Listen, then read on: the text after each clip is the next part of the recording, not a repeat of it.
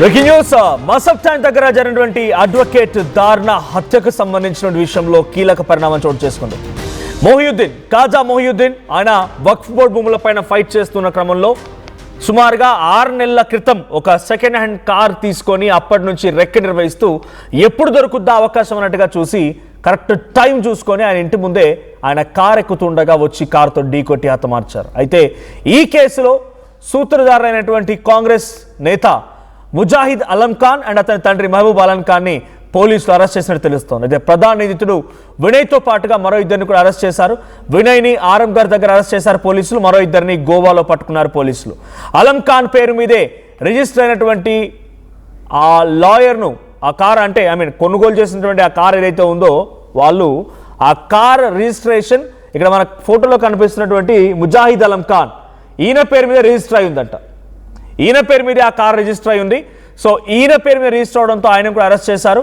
And 300 CCTV కెమెరాలను పరిశీలించారట పోలీసులు. GPS ఆధారితంగా నిందితులను అరెస్ట్ చేశారు. మొహియుద్దీన్ని చంపేందుకు 10 కోట్ల రూపాయల సుపారీ కవాడిగూడకు చెందినటువంటి వినయ్తో ముజాహిద్ డీల్ కుదుర్చుకున్నారు. ముందుగా 10 లక్షల రూపాయలు అడ్వాన్స్ ఇచ్చారు.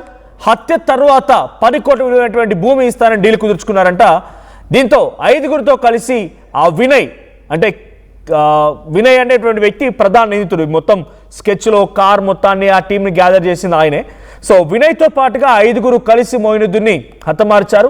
పేటిఎం యూపీఐ పేమెంట్ ఆధారితంగా వినయ్ ఆచూకు దొరికింది. ఆ తర్వాత మొయినుద్దీన్ని చంపినటువంటి మరికొంతమందిని గోవాలో పట్టుకున్నారు. అయితే వినయ్ ఇక్కడ ఆరాంఘర్ దగ్గర ఒక పెట్రోల్ పంప్ దగ్గర పెట్రోల్ ఫిల్ చేస్తూ ఉండగా బంక్లో డీజిల్ కొట్టించినట్టుగా తెలిసింది. ఆ యూపీఐ ట్రాన్సాక్షన్స్ ద్వారా అదుపులోకి తీసుకున్నారు వినయ్ని.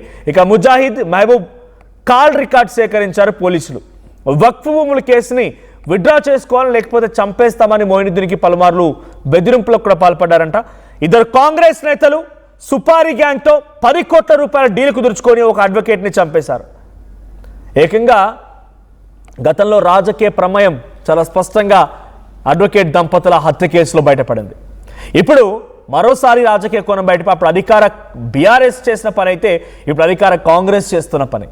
ఈయన అడ్వకేట్, ఆయన కూడా అడ్వకేట్ అంట, కానీ ఆయన తర్వాత విషయం. కానీ ఆయన కాంగ్రెస్ పార్టీకి సంబంధించిన నేత. వక్ఫ్ బోర్డు భూముల్లో పలుమార్లు హెచ్చరికలు జారీ చేసి కేసు విత్డ్రా చేసుకో లేకపోతే చంపేస్తామని బెదిరించారంట. ఎటకెలకి ఏ రకంగా కేసు విత్డ్రా చేసుకోకపోవడంతో 10 కోట్ల రూపాయల సుపారీ ల్యాండ్ ఇస్తామని చెప్పి అడ్వాన్స్ కింద 10 లక్షలు ఇచ్చి ఒక కారు కొనిచ్చి ఆ కారు కూడా రిజిస్ట్రేషన్ ఇటు ముజాహిద్ అలం ఖాన్ పేరు మీద ఉంది. ఆ కారుతో ఢీ కొట్టి కాజా మొహియుద్దీన్ని హతమార్చారు. ఇప్పుడు కాల్ రికార్డ్స్ ఆధారితంగా ముజాహిద్ అలం ఖాన్ మహబూబ్ అలం ఖాన్ అరెస్ట్ చేసిన పోలీసులు అటు యూపీఐ ట్రాన్సాక్షన్ నేపథ్యంలో వినయ్ని అరెస్ట్ చేశారు. ఆ తర్వాత మరికొంతమందిని కూడా జీపీఎస్ ట్రాక్ చేసి ఇద్దరిని గోవాలో అదుపులోకి తీసుకున్నట్టు తెలుస్తాం. ప్రతినిధి క్రైమ్ సీనియర్ రిపోర్టర్ ఇన్నారెడ్డి సిద్ధంగా ఉన్నారెడ్డి. అటు కాంగ్రెస్ నేత ముజాహిద్ అలం ఖాన్ అండ్ మహబూబ్ అలం ఖాన్ ఇద్దరు కూడా దీనిలో ప్రమేయం. మొదటి నుంచి చాలా రకాలుగా ఈ ఫర్హాన్ కాజా మొహియుద్దీన్ కుమారుడు ఫర్హాన్ కూడా చెప్పుకొచ్చారు దీని వెనుక ఉంది వాళ్ళే, రేపటి రోజు నా ప్రాణం పోయినా, నా తల్లి ప్రాణం పోయినా, నా చెల్లె ప్రాణం పోయినా, నా బావ ప్రాణం పోయినా వీళ్ళే కారణం అంటూ కూడా ఒక కన్ఫెస్ చేసినటువంటి ఒక స్టేట్మెంట్ కూడా మీడియా ముందు పాస్ చేశారు. సో ఇప్పుడు వీళ్ళ ప్రమేయం ఏంటి, ఇక్కడితో ఆగిపోతుందా, ఇంకా అధికార పార్టీకి సంబంధించిన నేతలు ఎవరైనా బయటపడే అవకాశం ఉందా?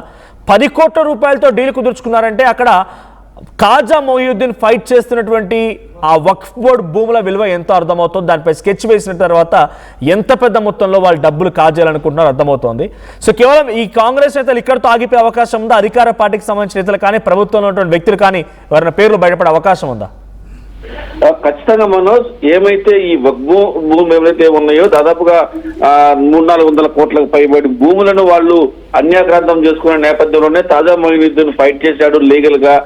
ఒకవేళ ఇది లీగల్ గా అది కనుక వెనక్కి వెళ్తే తాము పెట్టిన ఖర్చు పోకుండా తాము దాదాపు 300-400 కోట్ల రూపాయల ఆస్తులు మనం పోగొట్టుకునే పరిస్థితి కాబట్టి దాంట్లో 10 కోట్లు ఖర్చు పెట్టైనా సరే అతన్ని చంపేయాలని చెప్పేసి కూడా వీళ్ళు సుపారీకి ఇచ్చినట్టు తెలుస్తా ఉంది. వినయ్ అండ్ గ్యాంగ్ సుపారీ ఇచ్చి ఇవ్వడం జరిగింది. దీంట్లో ప్రధానంగా ఇప్పుడు ముజాహిద్దీన్ తర్వాత మహబూబ్ అలం ఇద్దరు కూడా ఉన్నారు. ఇద్దరు కూడా పోలీసులు అరెస్ట్ చేశారు.